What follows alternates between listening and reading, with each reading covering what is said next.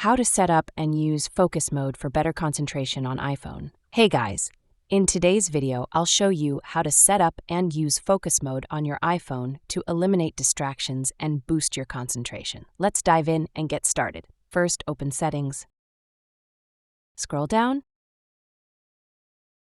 and tap on Focus to view available modes, like Do Not Disturb, Personal, Sleep, and Work.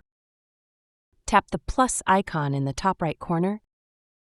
Choose a template or select Custom to create a personalized mode. Enter a name for the focus mode, like Study Time or Meditation.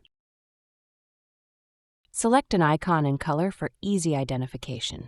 Then in the Focus menu, tap People to allow calls or messages from specific contacts. Then tap Apps to permit notifications from essential apps only. Scroll down, tap on Filters. Use filters to limit distractions in apps like Calendar, Messages, or Mail. Tap Focus Filters and adjust settings for each app. Let your iPhone automatically activate focus mode based on your habits and routine.